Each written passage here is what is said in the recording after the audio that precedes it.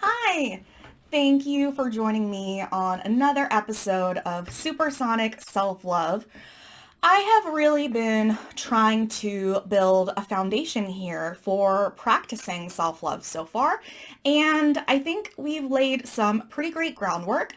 In general, I'm not planning on this being something that's really related to seasons, but something has been on my mind a lot lately, and I wanted to talk to you about it. This is a bit of a different episode. There's not really any homework. I just ask that you go into this with an open mind and the opportunity for a perspective shift. Remember that a shift in perspective is the definition of a miracle, and we are all about creating miracles here. So the thing I want to talk to you about is this celebration tunnel vision that we can have, especially when it comes to holidays, seasons, regions, and just generally not feeling like we are out of our own bubble when it comes to celebrating things. And I'm guilty of it, and I think a lot of people are, and I want to tell you a story that's gonna let you know how I got to this point. I first want to disclaim that this is in no way meant to be an attack against any religion, any region, any person, any group, etc. I am going to speak from my own personal experience so far and then show you how I have been able to slowly open my mind past what I have been taught and how that what I'm doing might be affecting other people, and hope that you might be open and willing to do the same. This is not asking you to give up traditions or anything that brings you joy. I'm simply going to talk about the way that things might be being perceived if they were on the other foot. So to begin, as always, let me share an affirmation card. Get some good vibes here. This is from Louise Hay's Power Thoughts deck, and the card itself has two sides. Let me get that. Yeah. On one side, it says, "It's only a thought, and a thought can be changed." And the other side says, let me see.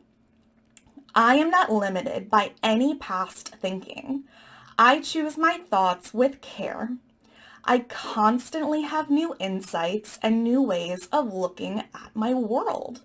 I am willing to change and grow." Isn't that beautiful? Do you honestly believe every single thing that you did 5 or 10 years ago? Probably not. Actually, hopefully not. Honestly, right? We can't be that stubborn. New information is coming at us all the time. And I personally am trying to be open with it and just take it with grace. Let me tell you about the thing that sparked this whole process of thinking for me. See, I am collaborating with Joe to release a 2020 planner, and I put out the month of December 2019 for just a free download for anyone who wanted to download it. And I did this for a bunch of reasons. One was to put a spin on Black Friday and just the idea that I could be giving something instead of needing to ask for something. And also to genuinely get your feedback on a product that's going to be coming out soon. And I'm glad I did it, if only because I got this one interaction that sparked this whole process.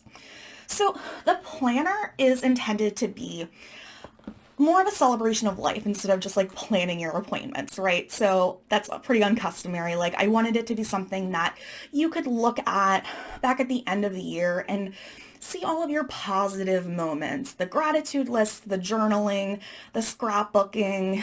There's room for prompts for your favorite this, your favorite that, what's going on right now, reminding you to look at simple pleasures.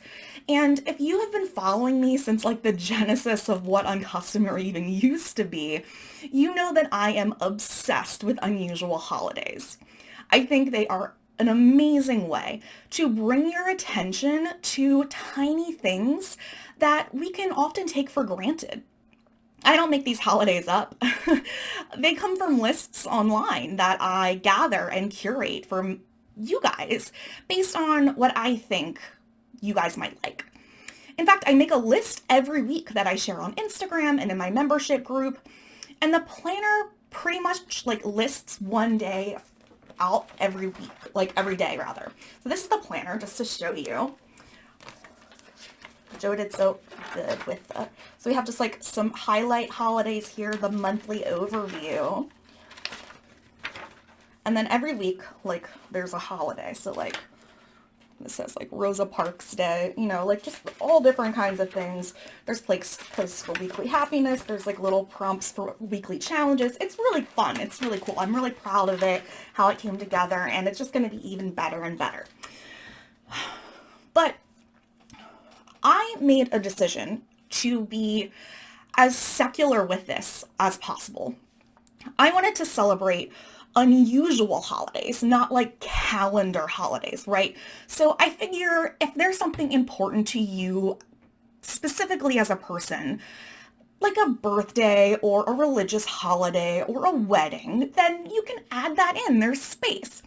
But this is my way of reminding you that there's a day marked in the year where you're prompted to make your own musical instrument out of like handmade items. There's a s'mores day, So like with it being December, I chose to leave out Christmas Eve, not even New Year's. Like I didn't put in Hanukkah. I even when I wrote when it was the 21st, I didn't write winter solstice. I just wrote solstice. And I just, because not everyone's in the northern hemisphere, right? So I thought I was like doing pretty good.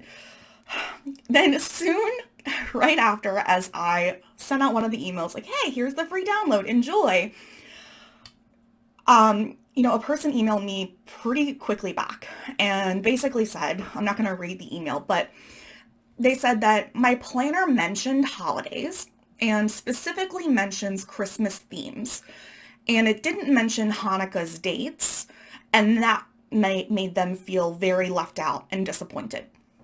Now, if I wanted to make this point to someone myself, I probably would have worded the email differently and less like I was disappointed in me and more like, hey, I don't know if you noticed this, but you included something Christmas themed and there was no mention of anything else religious, and this seems like not right or balanced, and you may want to look into that.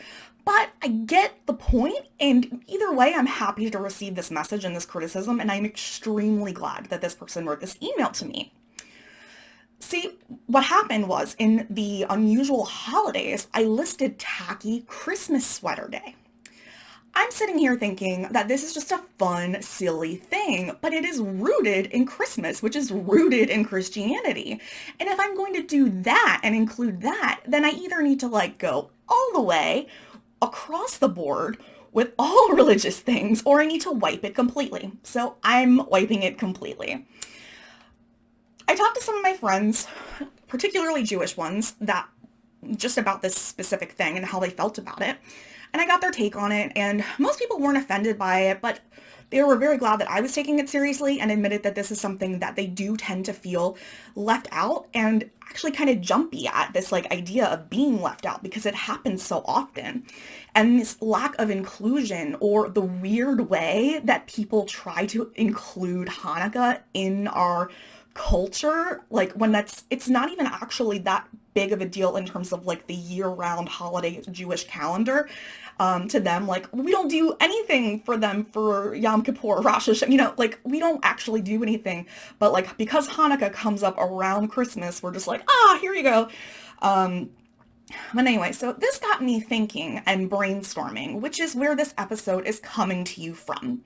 I started thinking not just about Jewish people feeling excluded, but all other religions, people that don't have religion, people without family or strained relationships, people in different parts of the world than I am in, and people in different climates, and so on. So, to be fair, before proceeding, I just want to fully be honest with you about my religious upbringing, how I celebrate things culturally, and what I practice spiritually now. I think that that seems like you might want to know that just like from my own bias.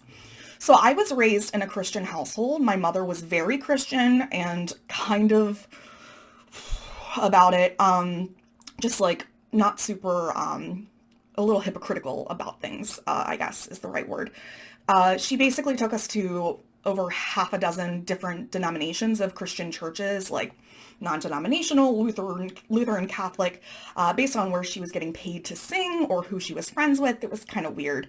My dad has definitely always been spiritual, but he told me when I was young that he finds God more in nature. I remember rejecting organized religion, or at least Christianity, when I was very young, like as early as 8.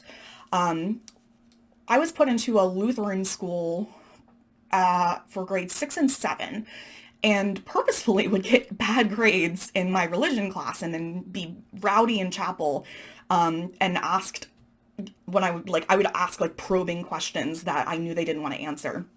I felt like I saw extreme contradictions in the way that what was being taught to me was being lived by the people that were teaching it, and it just honestly didn't resonate with me.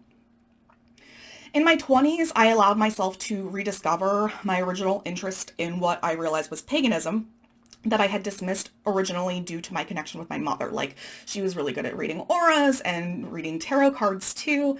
And I didn't want to be like her, but at a certain point I just decided that I was going to do what felt good to me and let it be my thing and not hers. So now I find my spirituality in what would be referred to as paganism.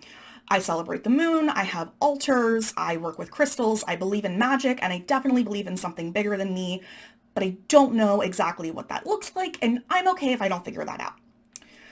I still enjoy some cultural religious traditions and decorations that I grew up with, even if they don't necessarily have a religious meaning to me. I have done deep soul searching with this topic for years. Why I have like banned Christmas, and or like literally gone through every single thing and tried to figure out what does this hold meaning for and everything, and tried to figure out what it means to have a symbol of something representing a religion that I am not actively practicing. And I have come to terms with specific things for reasons of nostalgia, and also how certain things were actually originated in paganism, like the Christmas tree. So I do still go to Christmas parties, set up a tree, and enjoy the crap out of twinkle lights year round, actually. But even if that means that I have no desire to ever set foot in a church again. Okay, so going back, not about me, to what this episode is about. This potential tunnel vision we can have with celebrating things. So I just want to say I don't think there's anything wrong with saying Merry Christmas if that's what you are celebrating. I don't think there's anything wrong with saying Happy Hanukkah if that's what you're celebrating. If you can't be nice to someone who's saying something different than what your life is like currently at, and it ruins your day, that's in your house, not theirs. Their gesture was in kind, not in malice. There is no war on Christmas. Celebrate what you want, how you want. I also don't think that there's anything wrong with growing up in a household that educates you on the religion they think is right, that they've been taught and believe in, and that you grow up and choose to practice something else, practice a different religion, practice nothing at all, to pull traditions a la carte, or to choose to go home for family things on a holiday that might be religious for whatever reason that is that you have with your family. The things that I keep thinking about though are like how we can be kind of completely oblivious to other people because we still get wrapped up in our own stuff so much. And this goes well beyond holidays. But I mean, like, okay, so December can be a hard month for a lot of people for a myriad of reasons. Like, I want you to remember this too, though.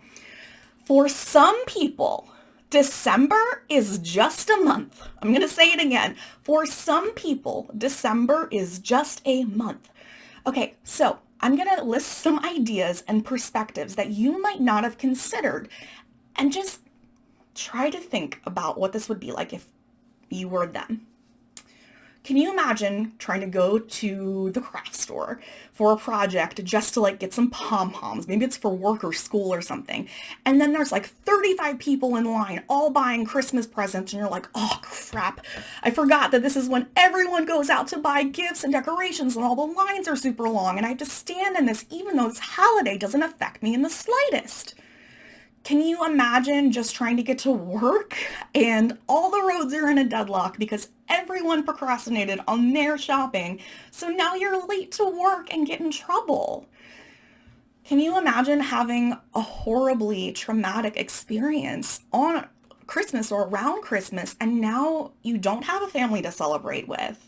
Biological family. And then every Instagram post you see or every window display sends you back to that time in your head and you just want to stay inside all month. Can you imagine if you celebrate any religion other than Christianity and stores try to capitalize on a holiday that's near December 25th?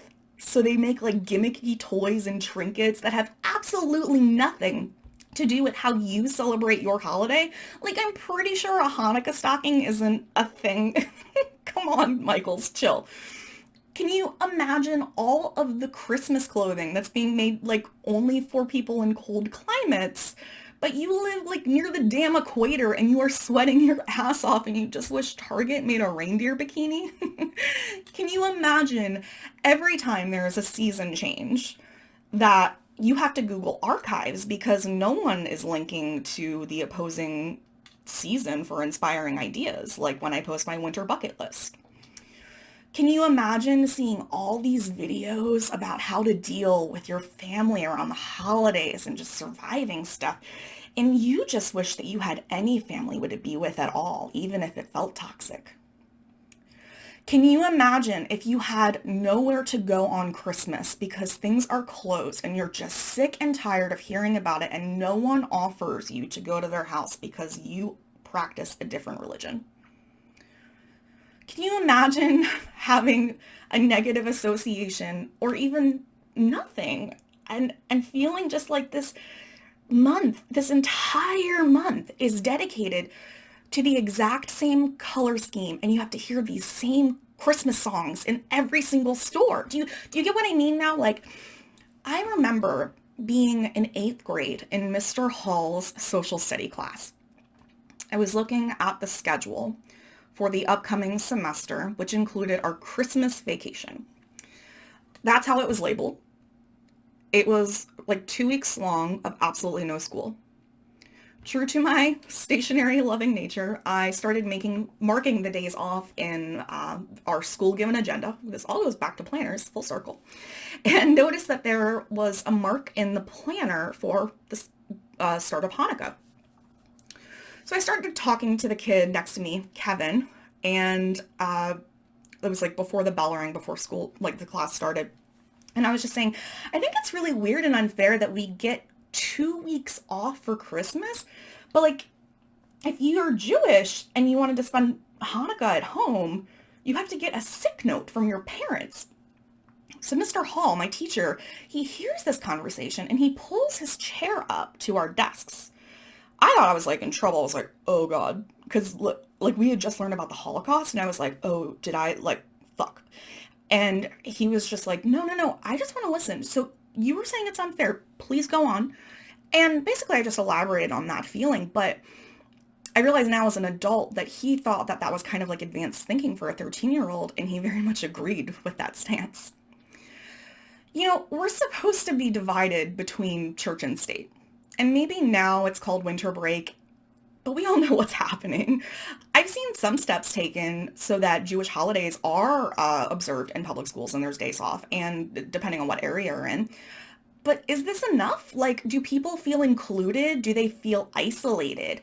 If we're going to give 2 weeks off for Christmas, we need to like give every religious holiday off, or at the very least have zero penalties for someone missing school for a religious holiday that the school wasn't going to give off for in the first place. If you're thinking that if we do that, like, where does it stop? Like, I guess you kind of have a point, like, to an extent, but there still needs to be more to be done. There are a ton of religions, and how many of these people who are practicing anything outside of Christianity feel safe on today's 2019 American soil? We have freedom of religion, and that should be celebrated in this giant melting pot of America. But we are not a religious doctrine, and one religion should not be pushed on the rest. We are not going to melt in this pot if we keep doing stuff like this. We're going to stay separate. So like I said, I am not asking you to celebrate differently. I am not asking you to stop buying what you want or stop doing things that bring you joy. I'm not asking you to not put up your tree or not say Merry Christmas or not look up survival guides to how to deal with your toxic parents. Like, seriously, do that. I'm going to keep making those resources too. I'm simply asking you to think about the scenarios that I'm listing and more. Let your mind wander and think about how you would feel if you were someone in those shoes. What if you lived in another country, even for a year, and felt isolated around Christmas? Wouldn't you want someone to at least provide perspective or insight or support or an option for you? Let's be aware. Be more aware of how what we say might make someone feel with just what we do in general. I am celebrating Maniac. I celebrate so much. I am not trying to strip you of your joy. I also personally don't want to strip someone else of their joy because I am celebrating ignorantly. These are all things that I am trying to think of and process, and I just thought that I would share them because it might be useful for you too. It's hard to think about things that aren't in our line of vision, especially when we're already so stressed with just life and then, this on top of it. So be kind, be aware, be open, be inclusive, and celebrate with your whole heart. I hope you took this with love because I love you and that's where it's coming from. If you want to get a copy of the planner that started this all, the link is below. And if I ever do something like this that you want to call me out on it. We can only grow from this stuff. And if there's ever a resource about this kind of thing, like what I'm just talking about, if you feel like one of these things is really hard for you, let me know. How can I help you? How can I make a resource for you? I will see you next time for another episode of Supersonic Self-Love.